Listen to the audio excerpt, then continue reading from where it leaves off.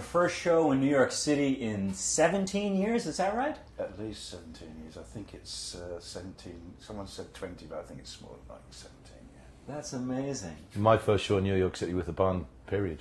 Never been here with the band before. That's right. You're a relative rookie, only 12 or 13. 13 years, yeah, just a baby, really. Still wet behind the ears. Yeah. Why so long?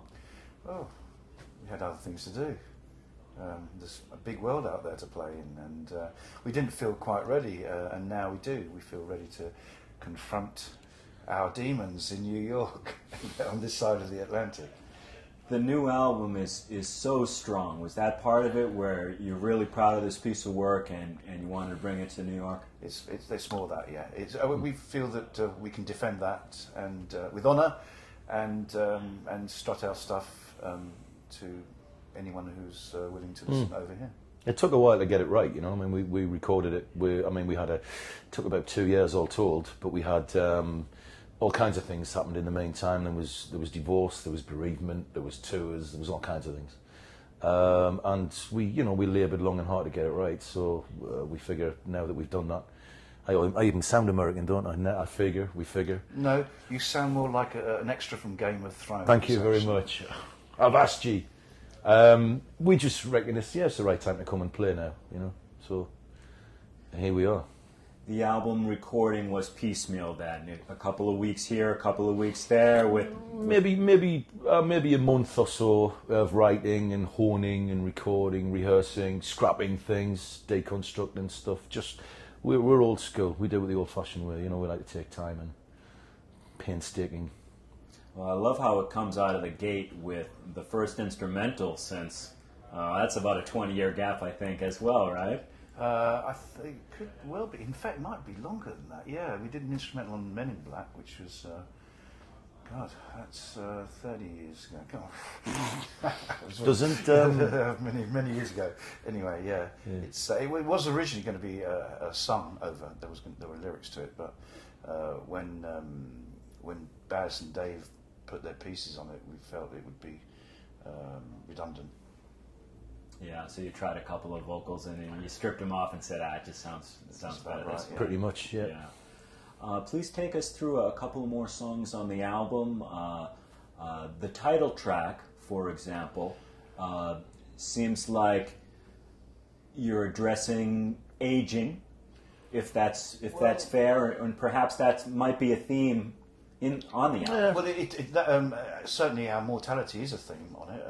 We know as a mature band, we are fully aware that we have fewer years ahead of us than behind us. So that's one aspect of it. But I think you're probably aware in the States, as much as we are in Europe, of the venality and the corruption, and some of it very petty, of our so-called elected people,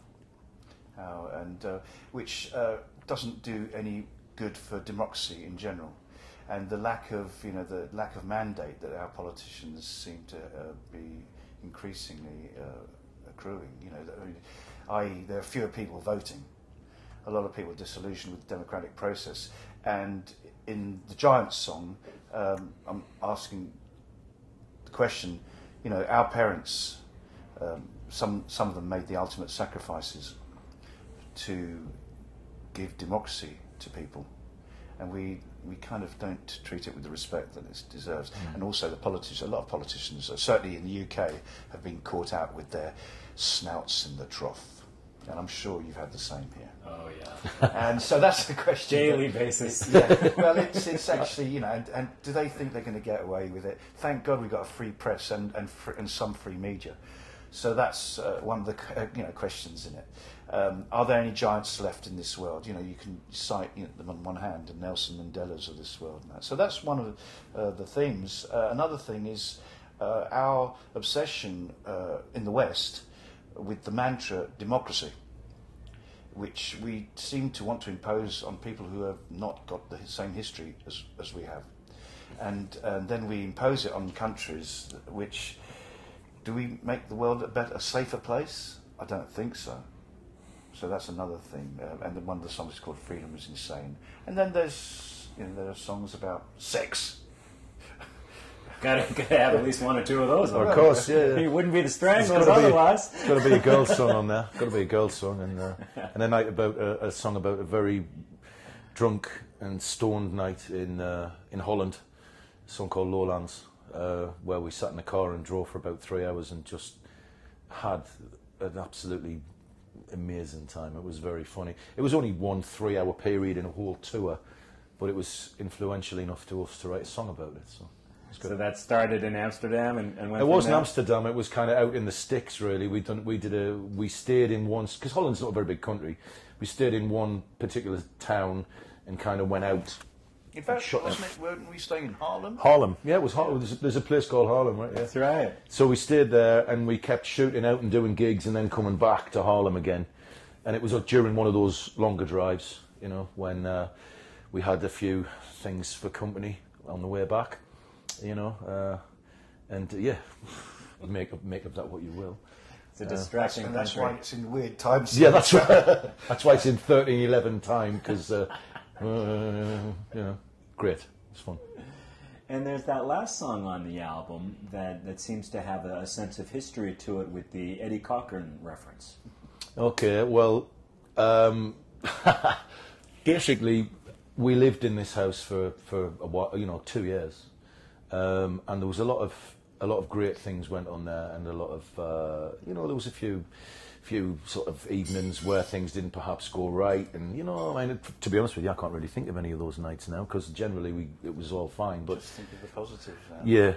It's in a place called Bath, which was originally called Aquasulis, and it was for the Roman soldiers. It was their R&R place, and it's in the west of England, very close to Glastonbury, very close to Stonehenge, and we were kind of living there preparing this album. And it's not a very deep song. It's just the 13 steps lead to his bedroom. 15 steps. 15 steps. Yeah. Sometimes there was 13 steps, you know, if you floated a little bit. But I would trudge my way upstairs to bed after every day, in various states of inebriation. Sometimes not, but most of the time, you know. And I'd walk up the stairs and be going 1, 2, 3, and there was 15 steps. And Eddie Cochran only said there was 3 steps to heaven, so he got it wrong. You know, there's 15 steps.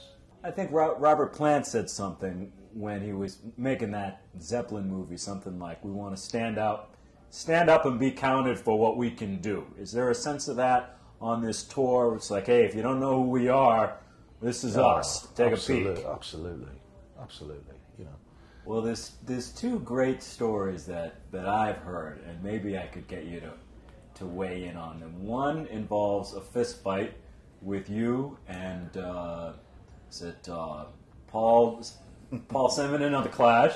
Yeah. And the other also involves fisticuffs. I think you were on a Wembley show with the Who, and it was the classic mods versus the punks. A big brawl broke out in the crowd. Well, I wasn't involved in that one, but certainly I could see it. I mean, it's incredible when you have 80,000 people and you have them.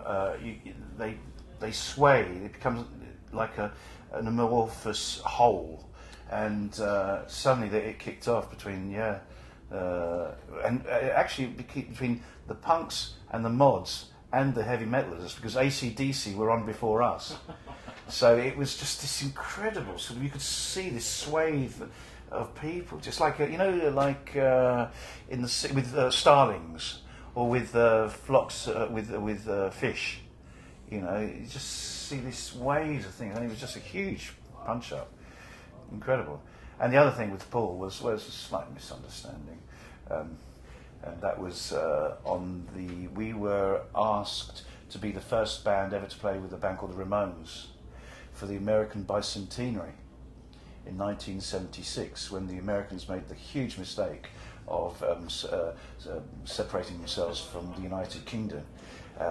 And we were asked to represent London, and the Ramones were representing New York.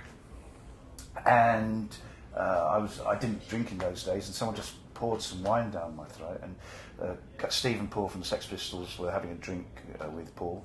And as I walked past Paul, and we knew each other, you know, from the scene at the time, he just spat just as I walked past him. So I thought that was me, but it was a nervous tick.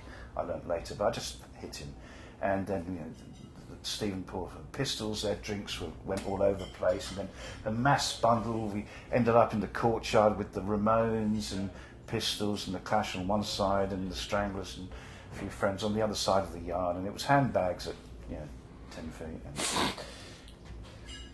And you're a martial arts guy, right? Well, I am now. Yeah, I teach. I've got my own dojo in London, and I go to Japan regularly. But when you with a set of traffic lights in London a few years ago, on motorcycles. Yeah, that's right. So since that time, Paul and I have never kind of made up. Oh. And 2 years ago, I think, I was on my motorcycle, my Triumph, and I saw another Triumph roll up beside me at the traffic lights. And I looked over and had a double take, and I said, "Is your name Paul?" He said, "Yeah." I said, "It's JJ from the String." And we shook hands.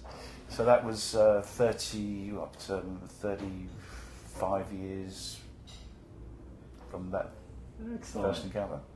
Well, I'm glad you guys shook on it. Yeah, that's quite a sweet little moment.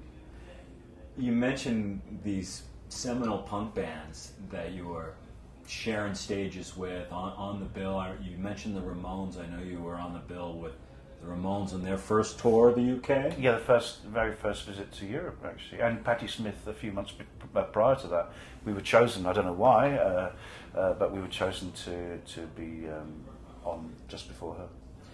Did you really identify with these bands as fellow punks, or did you feel removed from it, like you were kind of getting lumped in, and maybe fair enough because there was a lot of energy in those first couple albums especially? Well, the term punk was quite... I'd never heard it until about 1976, early 76, and then a lot of the bands, there was a very small circuit in London at the time for bands who wanted to play in a certain way, and it was the pubs. And Joe Strummer, I remember he was in a rhythm and blues band called the 101ers, and I remember him crying on my shoulder saying, "I wish I had a band like you guys."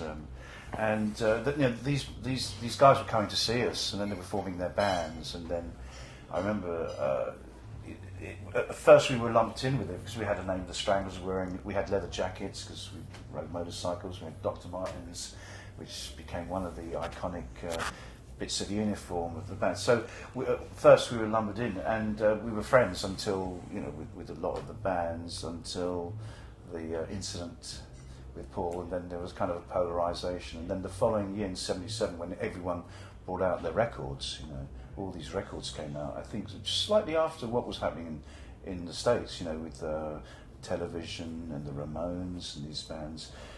We were lumped in for a brief period, and then because someone had created some rules, there's a new orthodoxy, you can't have keyboards, or let alone a synthesizer, and we wanted to explore. So that's when we kind of felt slightly, there was kind of we evolved slightly differently. Sure. And that pure punk aesthetic is so limiting that... Well, I found it, at first I found initially that the term was great. It gave us all freedom for all these different kinds of bands coming out and experimenting. It was fantastic, it was really exciting. And then it became a bit of a noose. It became suffocating, artistically, creatively, and you had to conform to certain behaviour, and I just kind of I couldn't dig that, actually. And Nooses found your way onto the album cover there. What was the inspiration for that? Well, can't tell you, man. Can't tell you. You mean you haven't figured it out yet? Well, you haven't figured it out yet? I'm always wary of interpreting artistic meaning. No, we don't want to spoon feed you. You'll have to find that out for yourself. All right. Well, my most sincere congratulations on the Dynamite album called Giants. And it's wonderful to have you in New York City at the Highline Ballroom, and I thank you so much for spending a few minutes here. Absolute pleasure. Thanks for giving us a laugh. Thank you. Cheers, mate.